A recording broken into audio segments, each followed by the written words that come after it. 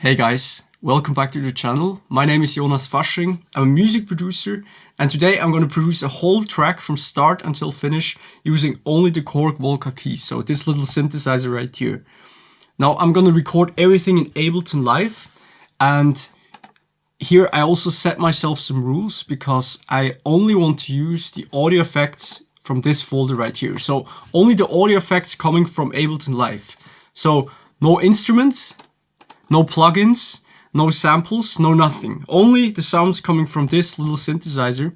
And I will be allowed to use some audio effects because I want to shape the sounds a little bit so that it's just nicer to listen to this whole song, because in the end it should be a nice song and not just an exercise that I made for myself.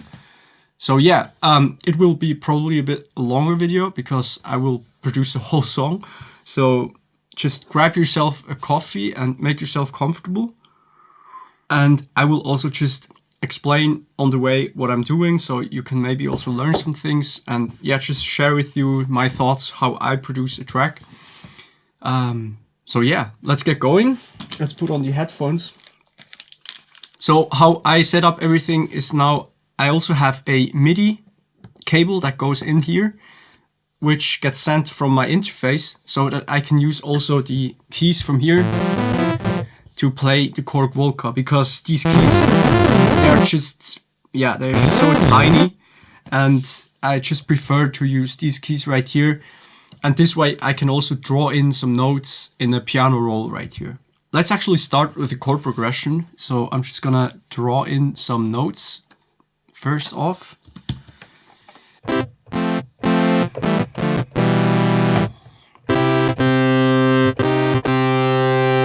Let's make this song in C minor actually. Let's make a loop right here and let's record it.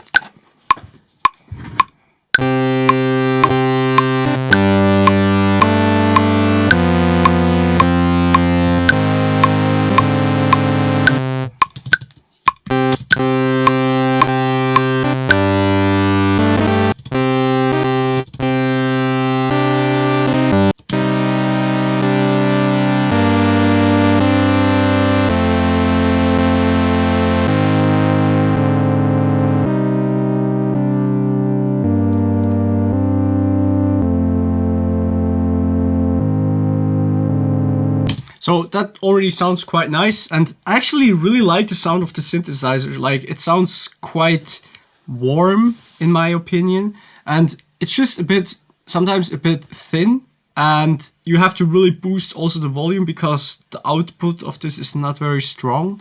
So in here, in the total mix, which is the software for my interface, for the Fireface, I had to just boost here a little bit the gain by 10 dBs so that it comes in like hot enough into the DAW. And I added some pitch modulation. So this LFO right here, this low frequency oscillator, is modulating the pitch a little bit, and this just makes the sound a bit more organic. Now the problem is that I only have one of these instruments, so I have to record it always so that I can change the patch again. Maybe I'm just gonna record it now and then I can sort of come back to this patch again later on when I want to arrange everything, because right now I'm not yet sure how the arrangement will look like, so I cannot print out the whole track basically. So yeah, I'm just gonna call that pad. Let's make that blue and let's record that.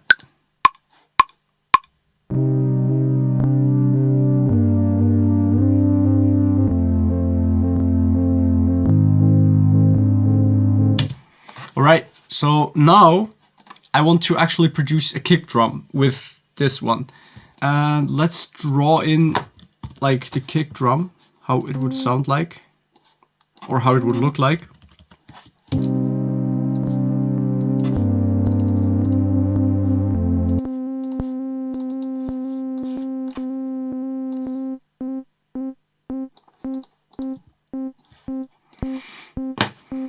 So yeah, how can we get now to a kick drum? So a kick drum is very deep, and the fundamental frequency, in my opinion, or in the music that I make, is around 40 to 50 hertz.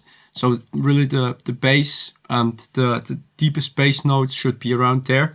How I like to make a kick drum with this is just, I'm gonna use the filter and just make very strong resonance on the filter. Let's try something out.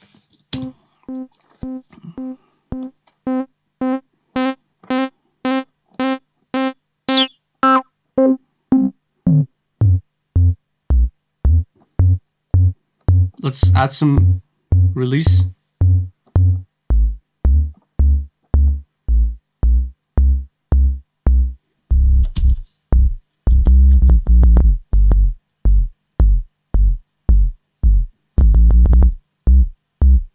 So with kick drums, it's sometimes nice if they are tuned to the key of your song. It really depends on the length of the kick drum, in my opinion. Like if the kick drum is longer and you can really hear the tail of it, it's quite important. But the shorter the kick drum is, the less it matters, in my opinion. Now let me know if you have another opinion on that. But so now the kick drum is in G. So my goal is now really to get this fundamental frequency right, and also generate some overtones so that we don't only have this note right here, so we also have some information right here. It's a bit long in my opinion still. I think that sounds not too bad. It's a bit thin right now, but I think with some saturation and some EQing, we can shape this sound a little bit. So let's record this sound.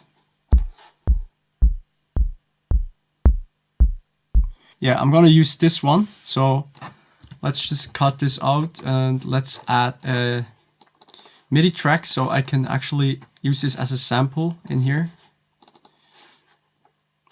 And I really like to have like everything written on in my session and also color coded, because it just gives me just a very good overview of the whole session. Sounds nice. Has quite some punch. Let's add some fade out. This synthesizer has actually quite a lot of noise on the recording. I don't know why or how or where it gets generated. And now we can add some processing. So let's first add an EQ. And let's actually do a low cut at around 20 hertz.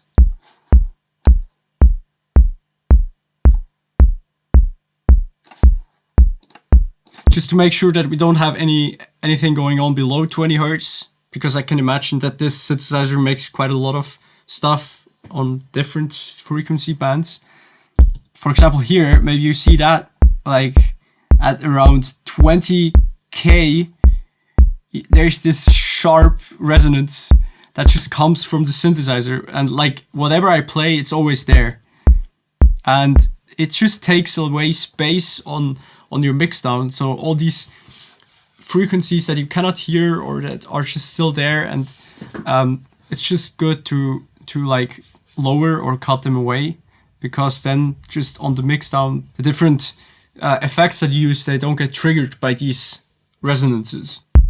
Maybe a little bit less of that 100 hertz.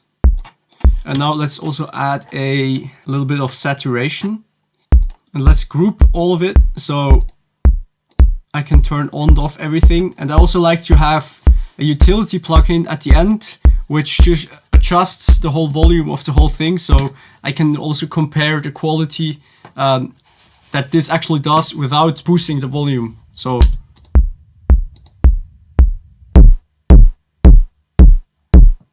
that would be quite a techno kick, I guess, but I don't want too much saturation. And let's also add a compressor. Take a little bit away the dynamic of it, but still leave room for the click at the beginning. So like this, you can hear that the click at the beginning of the kick drum is still coming through, and then the compressor starts to kick in. So, and with the attack time, you can decide how much of the click at the beginning of the kick drum should come through. So let's put it around here. I actually mostly use another plugin to do my kick drums, but I'm not allowed to use it at the moment. So I'm just gonna use this auto filter to do that thing, just this resonance before it cuts off. I really like to have there a little boost. And it just makes a little difference, I think.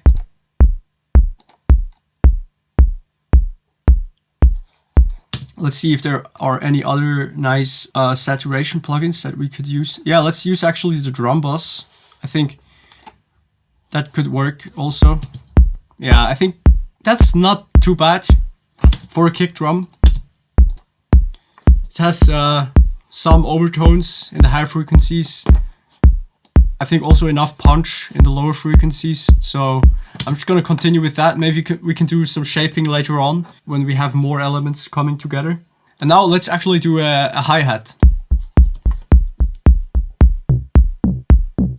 And now I'm gonna use ring modulation here because there's no noise on this synthesizer. But with ring modulation, you can actually achieve quite a nice kind of noisy sound, which sounds quite similar to a hi-hat. Now I'm gonna pitch that up a little bit. Sounds quite noisy, right?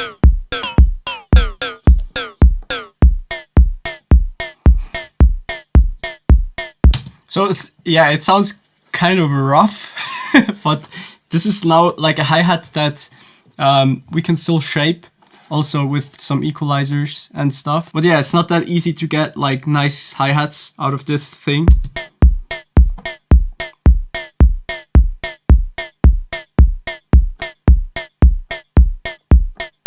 Now, there's actually a little latency issue with Ableton right now because of the routing that I had to do for this video. So everything is just a little bit off the grid. And yeah, I just have to do this manually for the stuff that I record in audio. When I cut it and put it in MIDI, it doesn't matter. So yeah, let's actually take one of these hi-hats. And yeah, it looks very noisy. That's good for hi-hats. But the sound of it, yeah, it's just super metallic. I always paint my drums all in orange. I don't know why. It's just a habit. Oh, that's too high. Let's also do some saturation. And also let's add a EQ8 to cut away the low frequencies. We don't need that. And we could also like get rid of some resonances right here.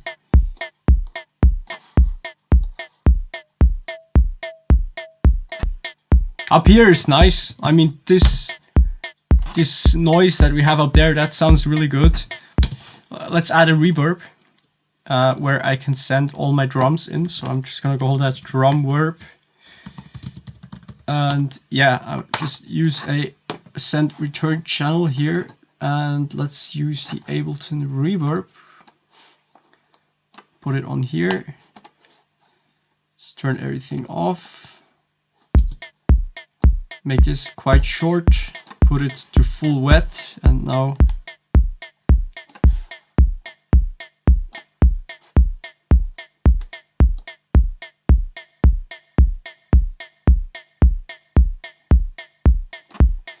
and we could also use, actually on the hat, we could use the corpus sound.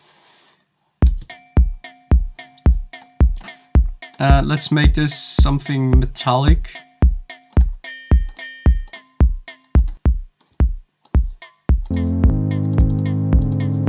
Let's just add a little bit of a sidechain compression on the pad.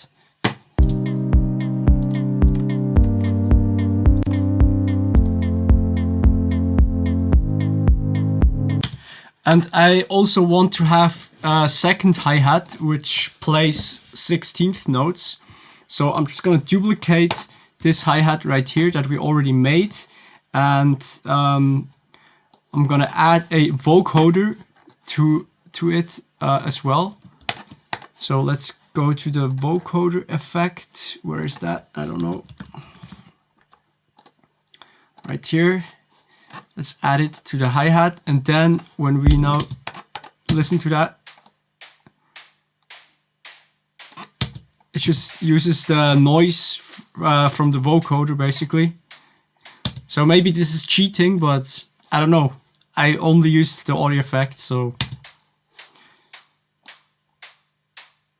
And now we can actually draw in a really nice 16th pattern. So let's do that. And let's also alter the velocity of the different notes a little bit. And let's add a groove also. Let's add a 1657. I really like this groove actually. And I'm gonna use that groove on all of my MIDI clips then, just to have the whole song grooving in this little swing right here. And let's just add a second return channel where I will make a melodic reverb. I mean, you could do that in the same return channel, but I just like to have it separate. If I want to do some effects on the return channel, it's nice to have them separate.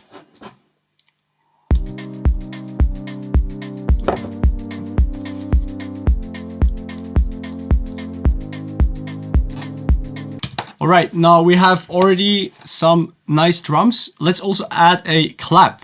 That's what's missing, right? We have kick, we have hat, we need a clap or a snare or something like that.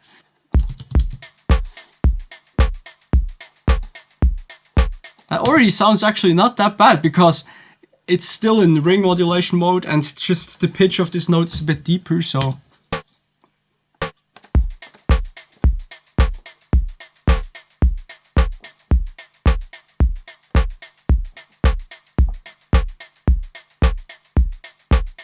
Yeah, let's record that.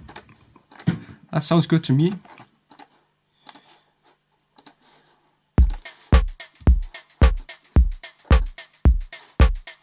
It's quite short, but I like that.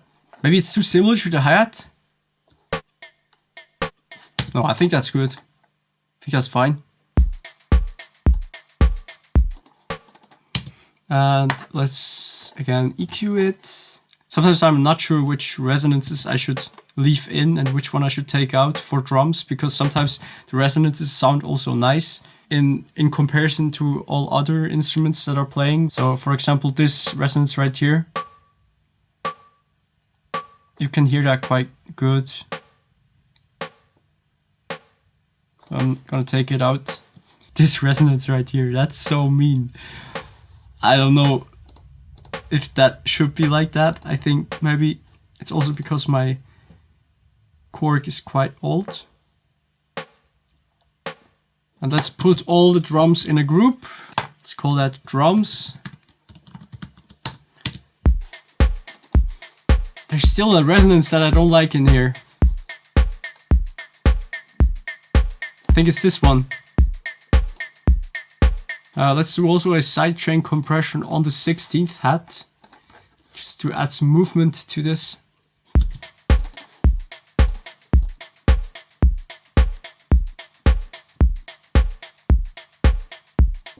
Right, now let's add a bass line actually. We have the drums now, at least like 4 tracks of drums. But yeah, it's quite hard to get more sounds of this one. Ba-boom. So how should this bass line sound like? Let's paint it red. It's always red. My bass line is always red. Bass. Now we can change. I'm actually really glad that we're through with the drums because they're just like really tricky to make.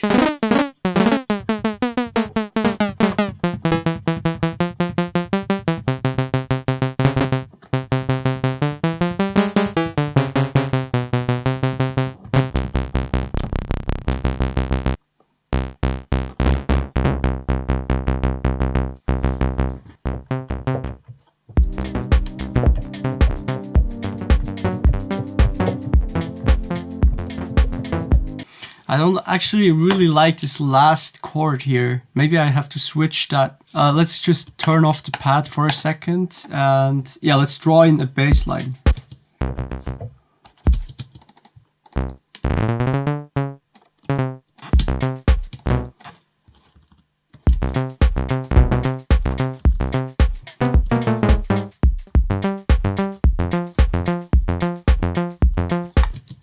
Maybe we can go here on a D sharp.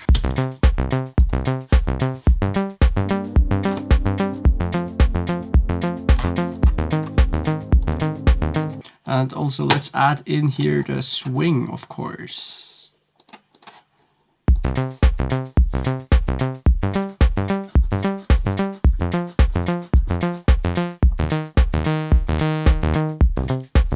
And now let's actually just try out the chords again.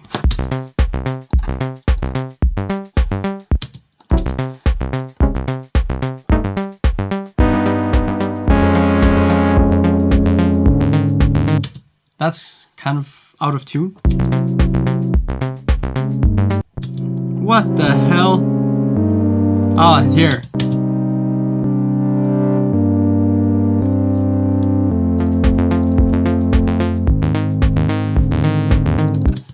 I'm just gonna record the pad a second time, so maybe you can modulate some stuff if we have two tracks of the same pad. And I just altered the chords a little bit in the end, so yeah, let's record that.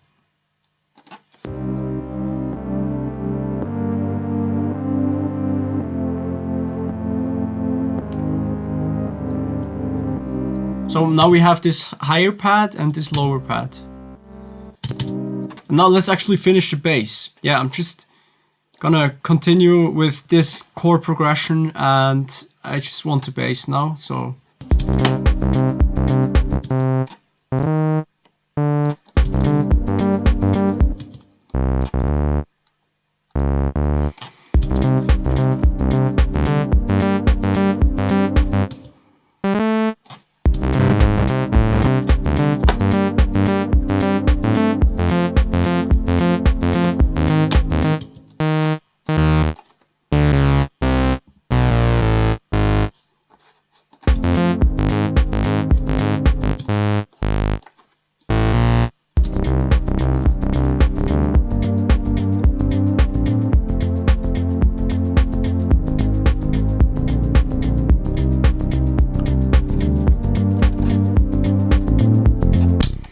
I also like to send my bass into a reverb as well. It just makes the bass like super wide, but I always cut away the lower frequencies on the reverb. So I'm just gonna make here a bass verb, and here I will just add the Ableton reverb, and then I'm just gonna add a EQ8 and cut away the lower frequencies a little bit.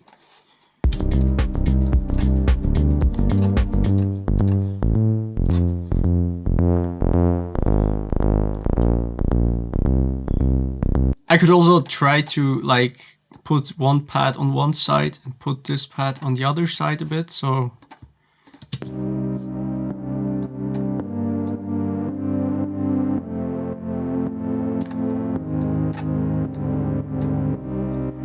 That just creates this wider sound, kind of.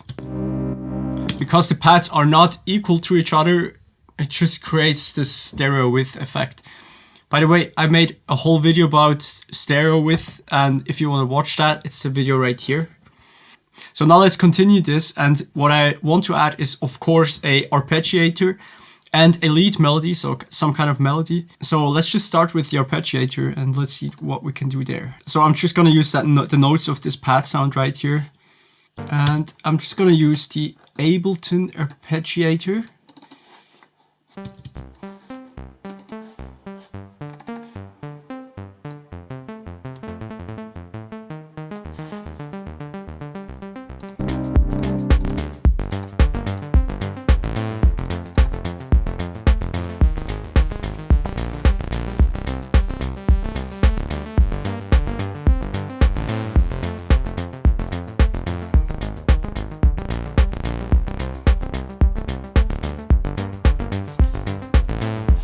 modulation will be very important also on the whole arrangement. So I could add some LFOs or even the delay, use the delay section here.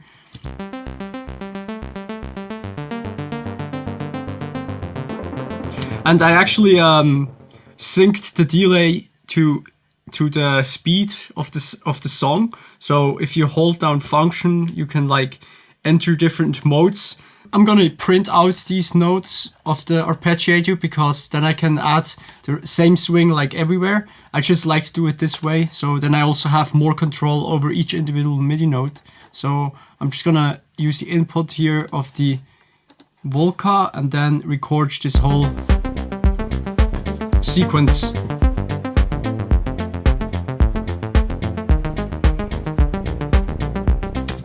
So now I have these notes printed out and I can just remove here the arpeggiator again, and I can also now add the same swing in here. So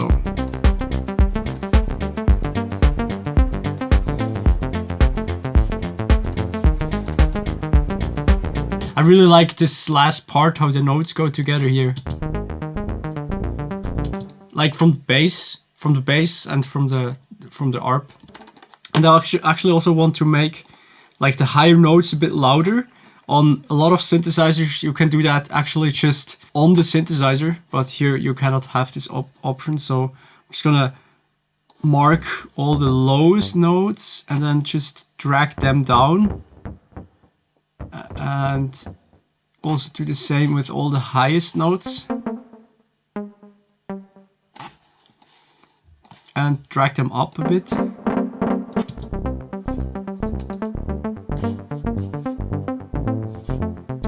I'm just gonna print it out so I can also add a lead sound.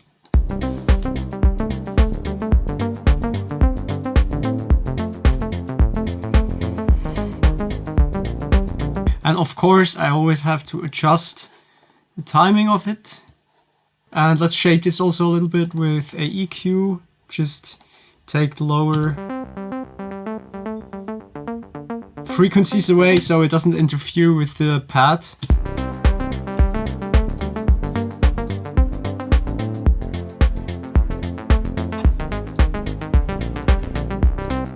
So let's play some kind of lead melody and also program it here on the synthesizer.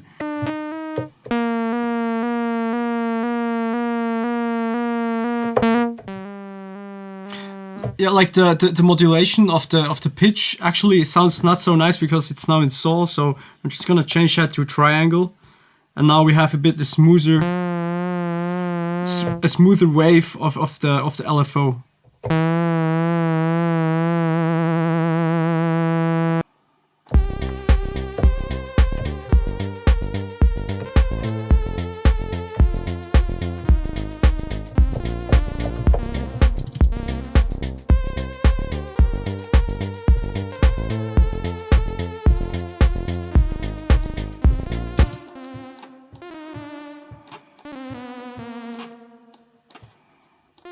Alright, so this is now the basic melody, and I'm just gonna add some like second notes to it to make it a bit more interesting, but I'm gonna save that for later, so I still just have the original melody.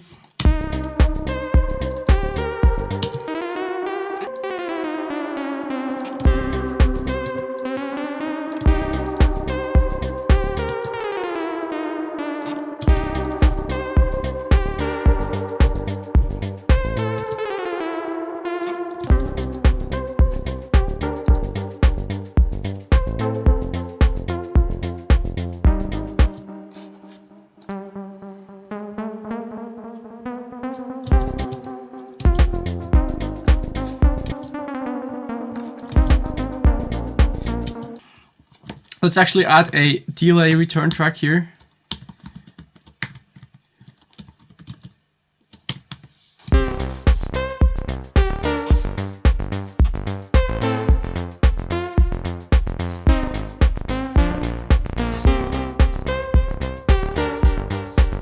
Let's also record that quickly, so we have that printed out.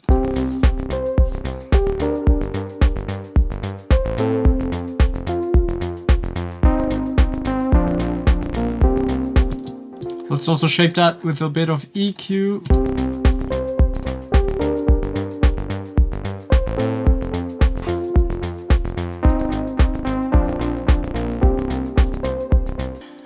Alright, so next up is just, now we have like the most basic elements, and I just want to add some like sound effect things and some percussive elements that just adds to the groove of this track.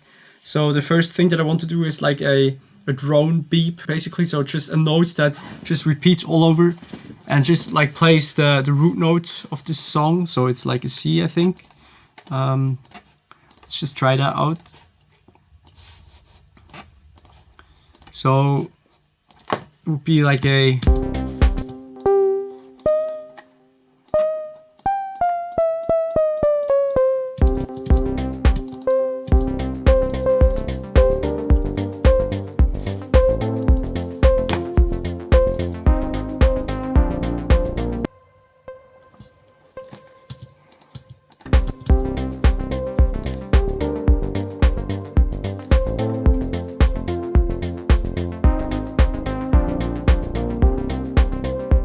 Maybe we can have like one bit simpler bass, because this bass might also interfere with the arpeggiator. Maybe we can do like this pattern. Down, down, down, down, down, down, down.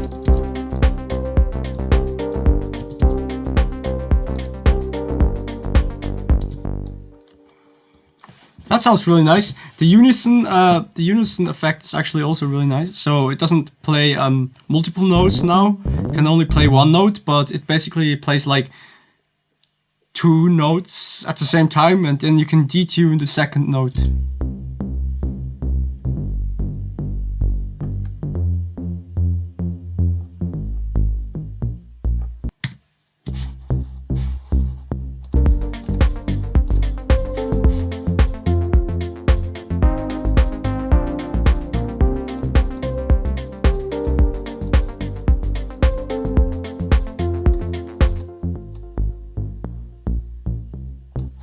Let's duplicate this and let's add actually like an octave to this.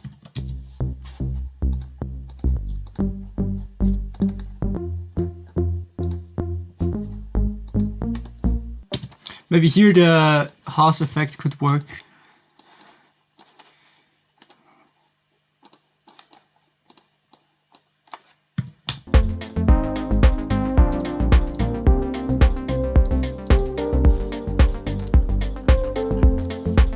Alright, so what other elements should we add? I think that's about enough. Maybe we can start doing arrangement with that. And if we've done the arrangement, maybe we can still add some stuff if we feel like the song is too empty. Just gonna move that all a bit more to the back, so we have enough space to start arranging here in the front.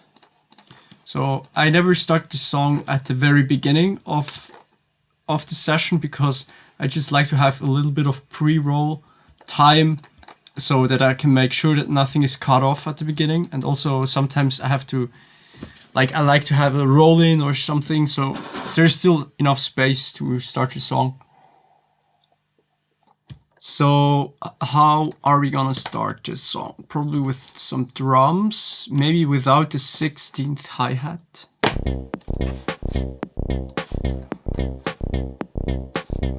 Right, so this is the intro. After that we have here a first part where the kick hits in. So let's make this little break here. And let's actually make a kick filter roll in. So we start.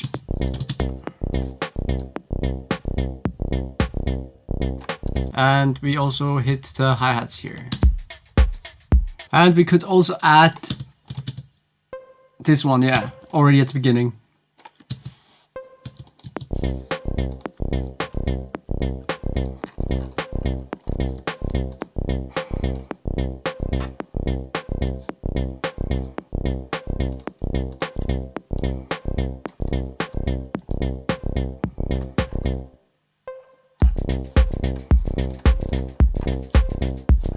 And then let's add slowly the arp here. Yeah, let's do that. Let's do that. Slowly adding the arp. And then we can also, on the 16th hat, we can modulate the release of the vocoder. That always sounds nice. So at the beginning, we can just like...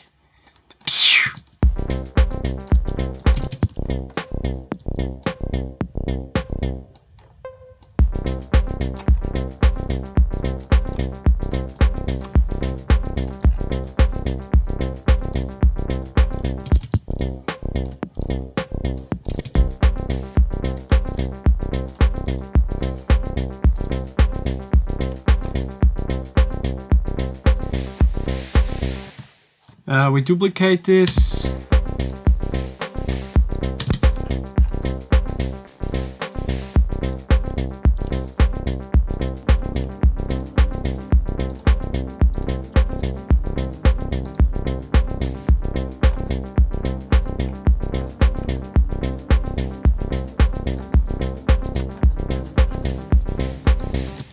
And then slowly the pad comes in with the melody. Or with the chords, but very slowly only. So let's add also the MIDI of that to the right position, because in the end we will print all of this again, right? So, and then here slowly we introduce the first time the melody. So let's do that.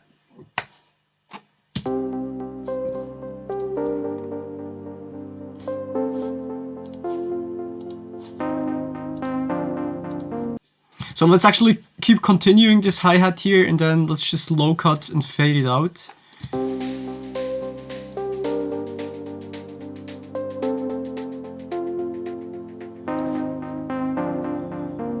Maybe also with a long reverb that comes in. So let's just add a reverb, a very long one, and then just like keep rolling it in like this.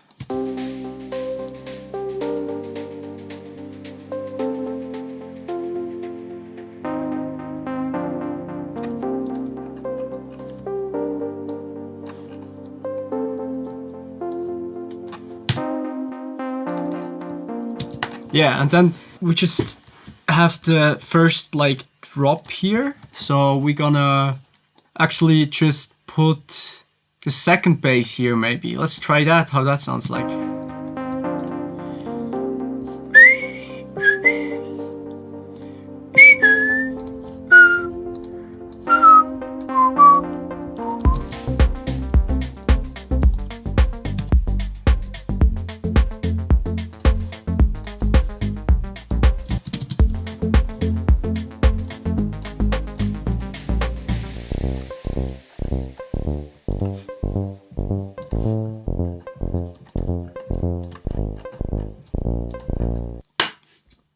Alright, so the arrangement is done now, and what I want to do now is really just also like print again all these different tracks that I used the Volca for, and just like record them in one full take basically. So the pad and the bass and also the arpeggiator. I just want to have like a full recording where I can also just tweak some knobs on it, so it just makes it a bit more, yeah, just in one recording. I really like to do that. So I'm gonna start with the bass line up here.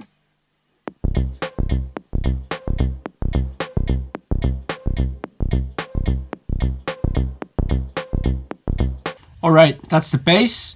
I will mix everything later on, but now I want to just record and print all of this stuff, so I have it in the box.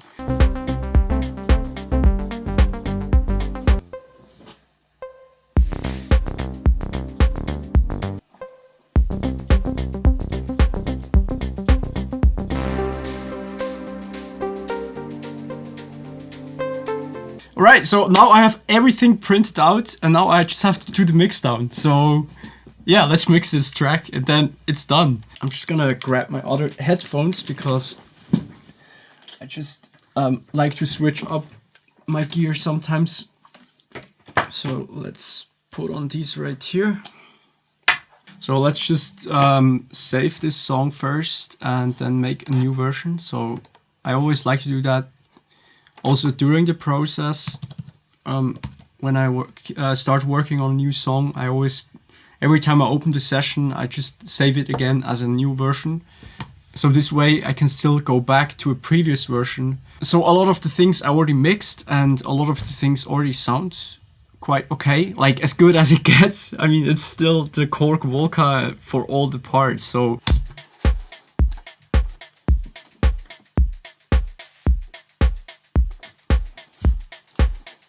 Actually, also before I start, I just want to make sure that everything is loud enough.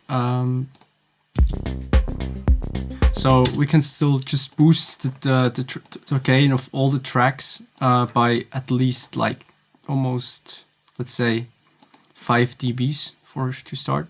So I'm just gonna mark all the tracks, 1, 2, 3, 4, 5. Just do it this way. 1, 2, 3, 4, 5.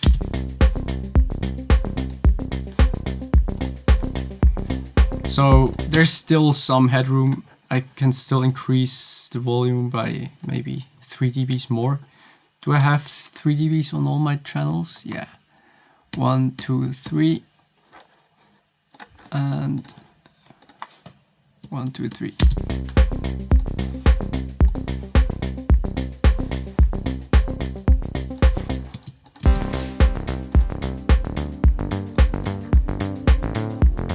And here, I don't like to have these big values on my faders, because I just like to have them around unity.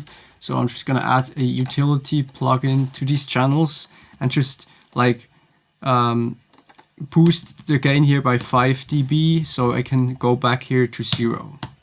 Now this has nothing to do with the sounds, this will not change the sound, but I just like the workflow of it, just to have my faders around 0, it just gives me more flexibility. I also never automate these knobs right here.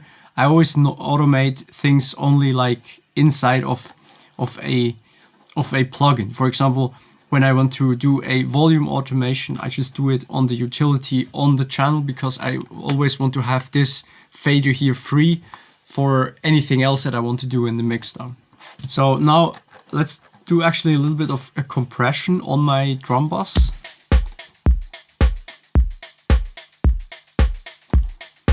And I'm just gonna do it with a sidechain filter, basically. So the compressor only reacts to certain frequencies, and I only want it to react like above 300 Hertz. So the bass of the kick drum doesn't push down the whole compressor. I mean, if you do it aggressively, you will still hear it, but like this, for example, the snare is triggering the compressor more than anything else. If I would have this at 30 Hertz, it would like be compressed really drastically in the lower frequencies, but like this way, you can say, yeah, I only want things above 300 Hertz to be like trigger. And here I can also dial back the compress a little bit.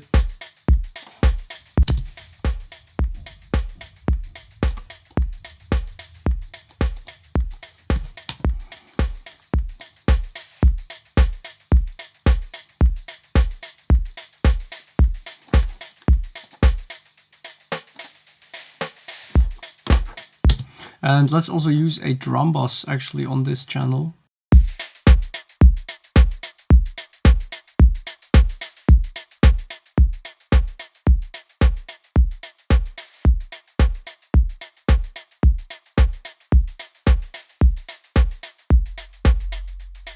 Now the things that I'm doing now, they are only small, like all the things that will add up together. So it's just like a lot of small steps that will add into sum, basically. Maybe the kick drum is a bit too loud.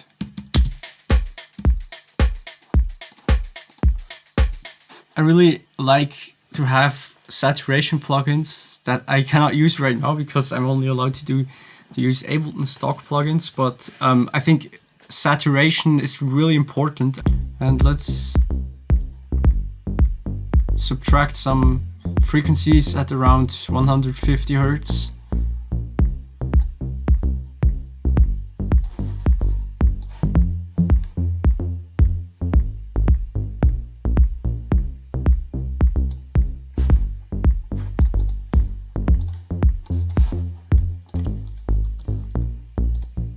I want some more reverb on that second bass.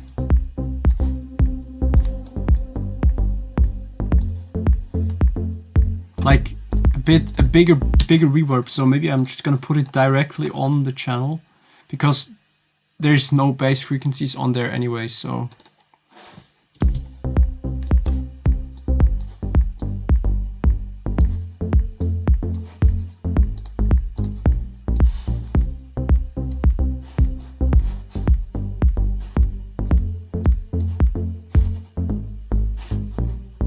and let's also sidechain compress actually the return effect. So I'm just gonna put a compressor on my reverb and let it trigger from the kick drum.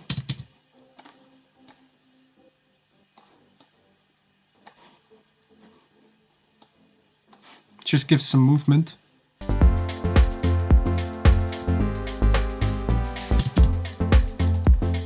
So I'm just gonna put a somewhere here, maybe spectrum on my master channel. So this frequency right here is so funny. So the pads, I'm just gonna group them together so I can also like process them together. So pad group.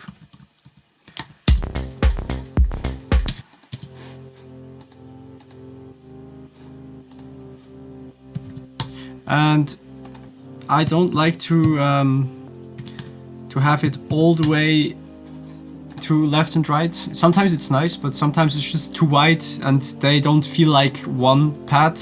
But this, if I only have it like not on the very sides, it just feels a bit more glued together. Oh yeah, I could use the glue compressor. I always forget about that, but that's actually also a really nice compressor. Also for bus processing. I mean, this is not very dynamic, so it's not gonna really do a lot.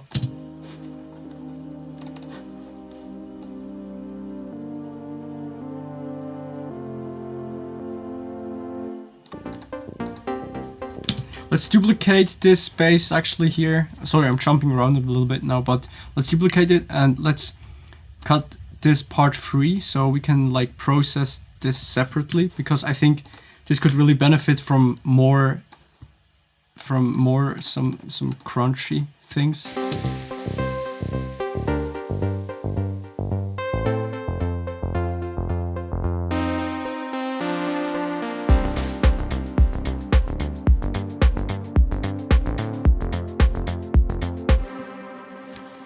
My mouse ran out of battery, so I have to grab a new battery. Hang on.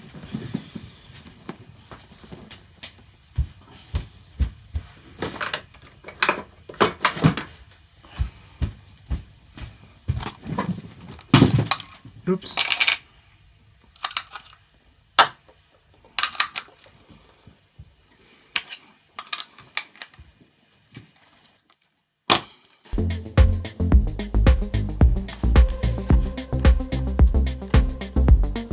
Just adding some reverb, some delay here and there to make it a bit more interesting.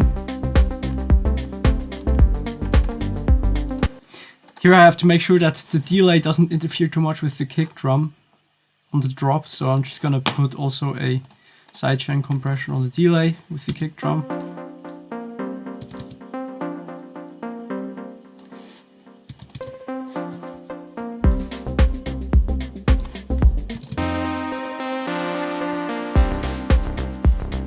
Alright, let's do some master.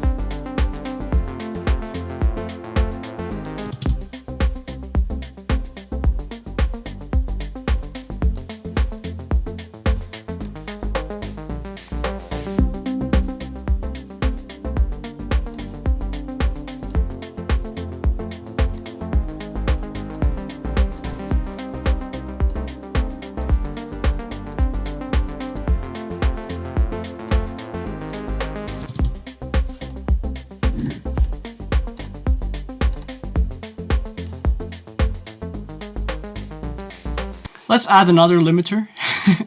It's actually good to put things sometimes in a order.